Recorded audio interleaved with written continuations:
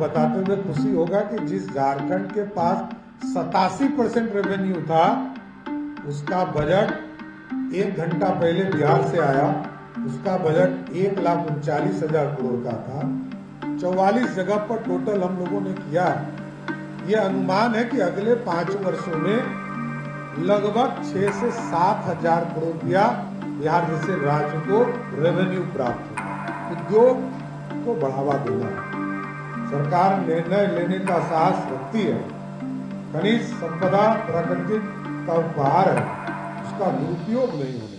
नमस्कार, मेरा नाम आलोक है। आप लाइव स्ट्रीज देख रहे हैं। बिहार के मुख्यमंत्री सम्राट चौधरी ने आज खनिज ब्लॉकों की नीलामी की इस कार्यशाला के अवसर पर तमाम जो अतिथि बाहर से आए हुए थे, बिहार के बाहर से आए हुए थे, उन्हें कहा है कि बिहार में संभावनाएं असीम हैं।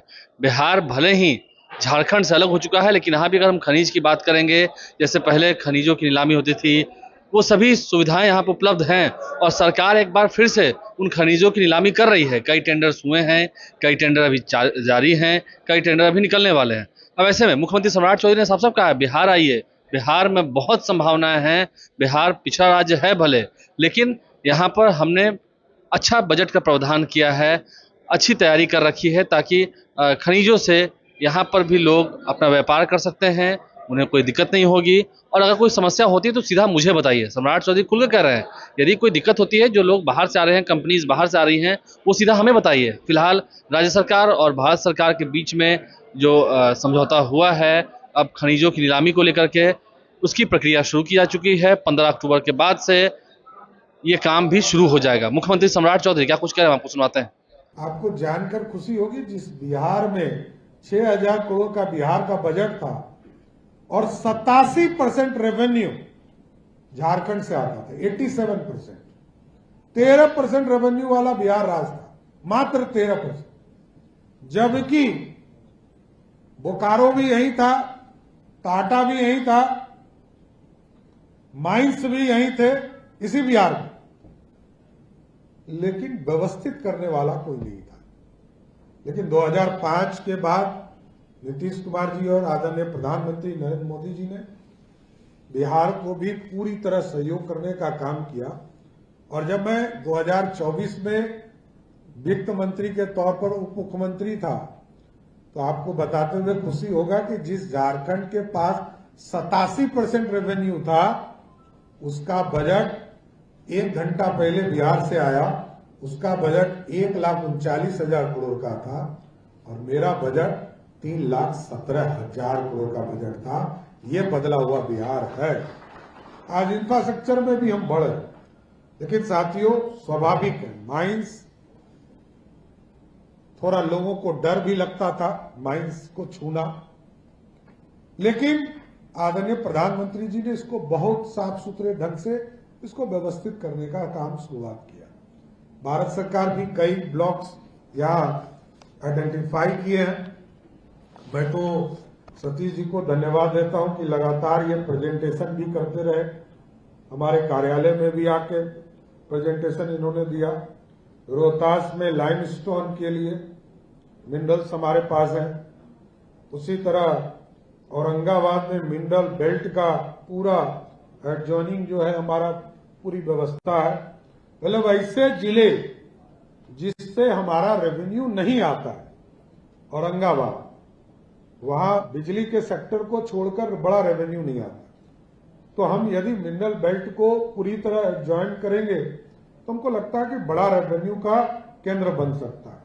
उसी तरह जहानाबाद मैग्नेट का पूरा इलाका है, उसको वहां पर हम चिंता कर सकते हैं। गया जी में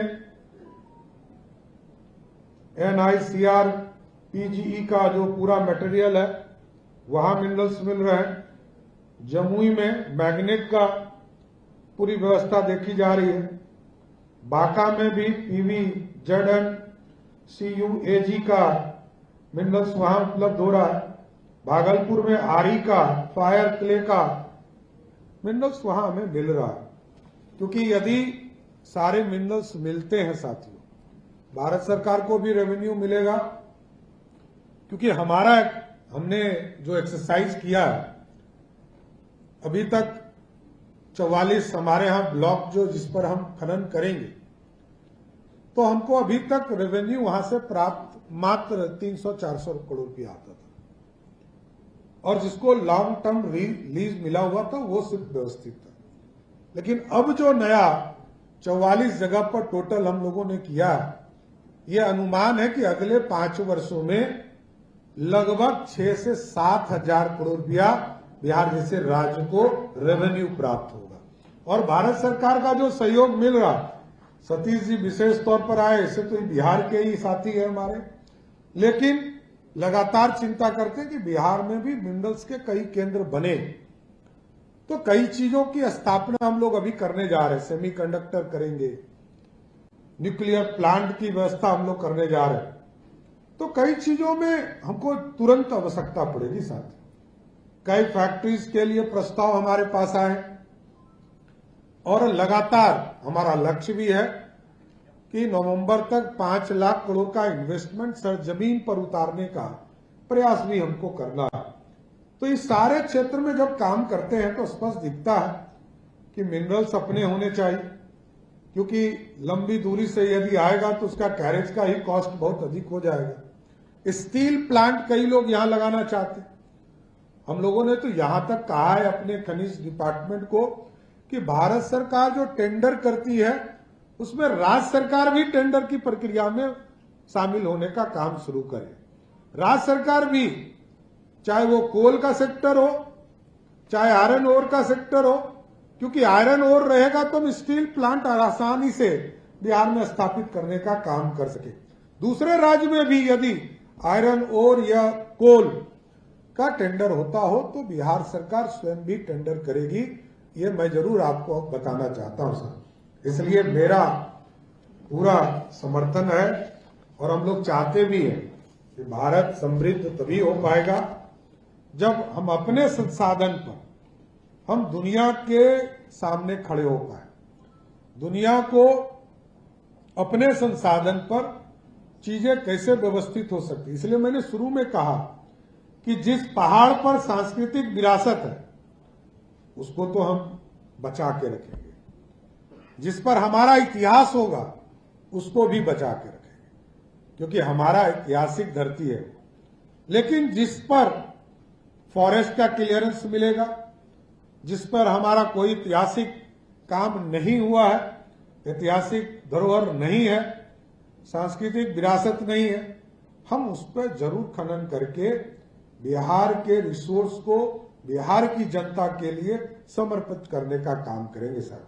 इसलिए बिहार की धरती संसाधनों एवं संभावनाओं से भरपूर है, अब उसे गति देने का समय आ गया। निवेश का सबसे बड़ा आधार है विश्वास, और विश्वास पारदर्शी से बनता है। तो हम तमाम लोगों को जरूर कहना चाहते हैं, बिहार में क्रिस्टल क्लियर होकर आप आइए, एकदम काम आपको आसानी से मिलेंगे। जो न्याय संगत होगा उसको तुरंत करने का काम करेंगे, क्योंकि उद्योग को बढ़ावा देना है। सरकार निर्णय लेने का साहस रखती है। खनिज संपदा प्राकृतिक का उपहार है, उसका दुरुपयोग नहीं होने दें, उसको जिम्मेदारी से जनता के कल्याण के लिए जरूर उपयोग करने का अधिकार देने का काम करेंगे। इसलिए मैं फिर से सतीश जी को बधाई देता हूं, और जे किशन रेड्डी जी ने भी फोन किया था उनको भी बधाई देता हूं। आदरणीय प्रधानमंत्री जी जिनके नेतृत्व में लगातार भारत बढ़ रहा, उनको भी बधाई देता हूं कि लगातार भारत के खनिज को भारत के लोगों के लिए उपयोग करके इस भारत को आगे बढ़ाना है।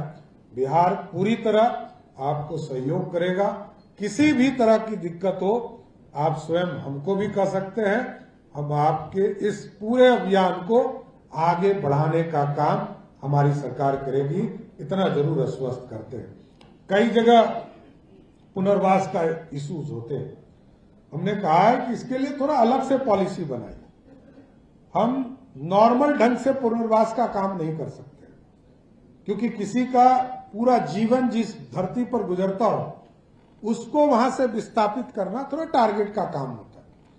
तो जहां भी, चाहे पीरपैंती का इलाका हो या सासाराम का इलाका हो या किसी भी इलाके में जहां भी इस तरह की स्थिति हो उत्पन्न हो तो उसको विशेष तौर पर एक पैकेज बनाए, वहां के स्थिति को देखकर पैकेज बनाए, तभी लोग वहां से सेटल कर पाएंगे।